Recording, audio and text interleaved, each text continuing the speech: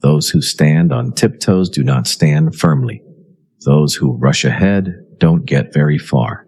Those who try to outshine others dim their own light. Lao Tzu. In these simple observations lies a profound truth about the human condition. Our relentless striving for improvement often distances us from true growth. We chase after knowledge, possessions, and recognition, believing these pursuits will complete us.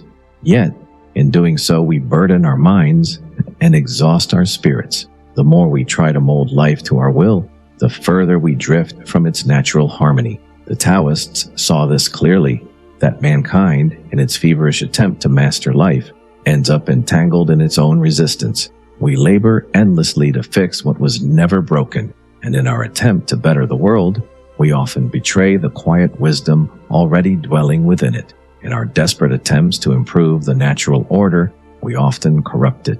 Humanity, with noble intentions, has constructed endless systems, rules, morals, ideologies, believing these to be instruments of progress. Yet, the Taoist sages warn that such inventions do not lead us closer to truth, but further away from it.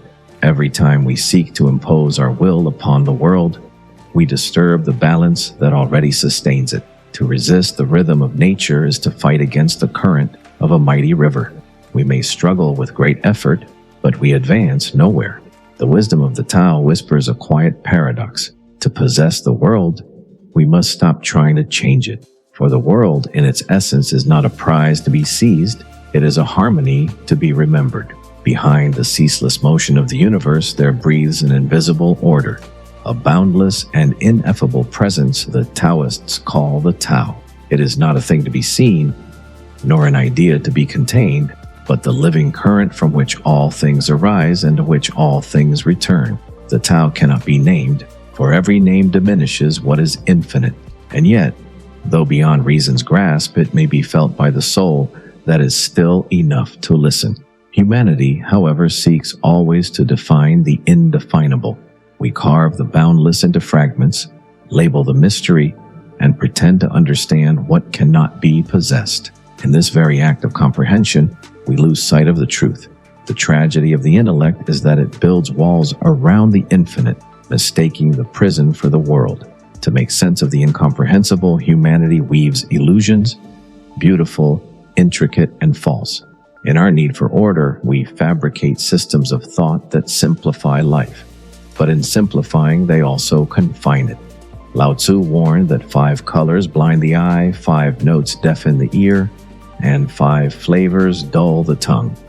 The more we adorn existence with our categories, the less we perceive its essence. What we call understanding often becomes the cage of perception. We build rules and moral codes not out of malice, but from a longing for control, a desire to tame the living mystery that refuses to be tamed. Yet the world is fluid, ever-shifting, and beyond the reach of rigid doctrines. What brings harmony today may bring discord tomorrow. Thus, in our noble pursuit of justice and order, we create vast architectures of ethics and ritual. Yet these too become prisons, gilded and righteous, where the spirit forgets its freedom. The Taoists teach that the human way is not the way. The universe moves to a rhythm of its own, quiet, eternal, and unforced, while humankind, in its endless planning and control, stumbles against it. We build systems, chase outcomes, and demand that life obey our designs. Yet every act of interference breeds resistance. The Tao whispers of another path, not of domination, but of alignment. To live in harmony with the way is not to withdraw from action, but to act without struggle, to move as water moves, soft, unhurried, yet unstoppable. This is Wu Wei, not doing nothing, but doing without forcing. It is the art of effortless action, where every gesture flows from stillness and every decision arises naturally from the moment itself. To live by Wu Wei is not to retreat into idleness, but to act in perfect accord with the unfolding of things. It is to move as water moves, yielding yet unstoppable. Water does not resist the stone. It glides around it, patient and silent, until even the hardest rock yields to its touch. So too with human life. When we cease to force and begin to flow, Our actions gain an effortless power. Energy is no longer wasted in struggle. Intention and reality merge into one motion. In Wu Wei, we do not command life, we accompany it. Our hands, instead of shaping the world by force, simply follow the shape it offers. Wu Wei does not call for passivity or neglect. It calls for trust. It is the quiet confidence that life, left to its rhythm, knows where to go. When we loosen our grip and let events breathe, we often discover that things resolve on their own. The Taoists saw the universe as a vast harmony, a self-balancing whole. Rivers need no guidance to find the sea. The seasons require no command to turn. So it is with life itself. When we cease to meddle, its hidden intelligence restores order. Our task is not to control the flow, but to sense its direction and to move with it, lightly and without fear. In our ceaseless pursuit to improve, we often stray from the natural path. We strain our bodies, clutter our minds, and exhaust our spirits, all in the name of progress. Why do we persist in this futile struggle? It is because we have assigned value to the transient, wealth over poverty, fame over obscurity, companionship over solitude. We chase what is desirable and repel what is feared, forgetting that one cannot exist without the other. Our attempts to mold ourselves or the world according to rigid ideals and moral codes only widen the distance between us and the flow of life. In our eagerness to shape destiny, we frequently disrupt the harmony that was already present, achieving not transformation, but resistance. How might the wisdom of the ancients illuminate the modern world? The Taoists ask us to examine our efforts and observe where striving yields little but exhaustion and discord. Consider the impulse to improve the world. Alan Watts observed that those most eager to rescue humanity often sow the deepest disturbances by imposing rigid notions of good and evil. They disrupt the natural harmony rather than restore it. History offers a somber illustration. Movements born of idealistic desires such as communism sought equality and justice, yet the methods employed brought suffering and oppression. The Zhuangzi recounts a man named Yan Hui, who, eager to reform the realm of Wei under a flawed ruler, consulted Confucius. Confucius cautioned him, "One cannot compel men to virtue from the outside, nor impose moral vision upon those who are unwilling. To act from a place of moral supremacy is to plant division, not harmony. To strive for perfection is often to fracture the very order one seeks to serve." The second folly lies in the ceaseless pursuit of happiness, as though it were a treasure hidden in money, fame, or knowledge. We tell ourselves that joy will arrive with wealth, a published work, or the accolades of the crowd. Yet these ephemeral pleasures, though sweet for a moment, cannot satisfy the soul. The Taoists observe that such striving exhausts the body, agitates the mind, and leaves the heart unsated. Society honors comfort, fame, longevity, and reputation, while shunning poverty, obscurity, and mortality. And in this pursuit, fear and anxiety take root. For those who lack these worldly marks of success fret endlessly, while those who possess them rush to gather yet more, never pausing to taste the life already present.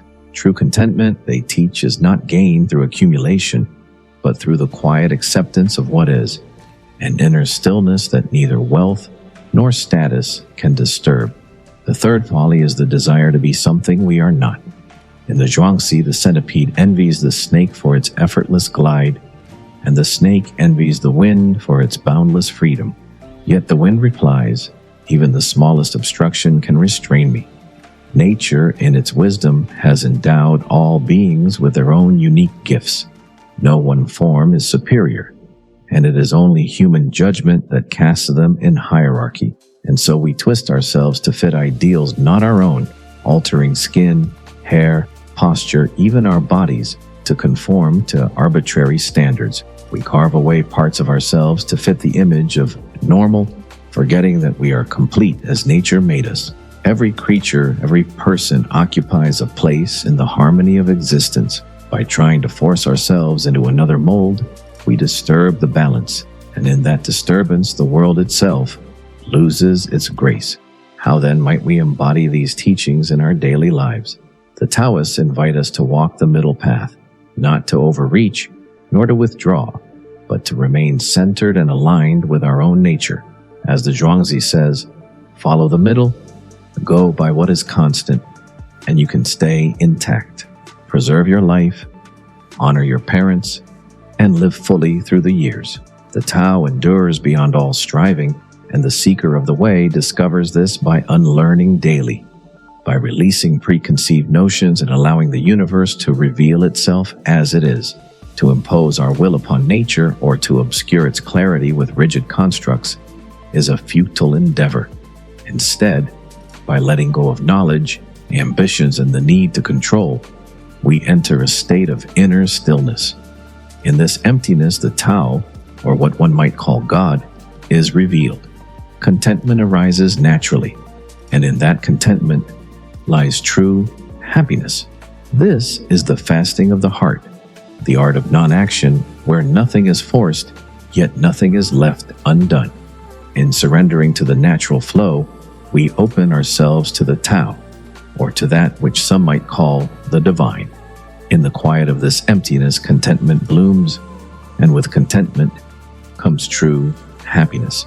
The Taoists describe this path as the fasting of the heart, a daily practice of unlearning, of letting go of illusions, desires, and rigid notions. Through this unlearning, we achieve Wu Wei, non-action in its purest form, a state where effort and ease merge, where nothing is forced, yet everything is accomplished. To live thus is to honor the rhythm of the universe, to move in harmony with life itself, and to find in stillness a boundless freedom that striving can never grant.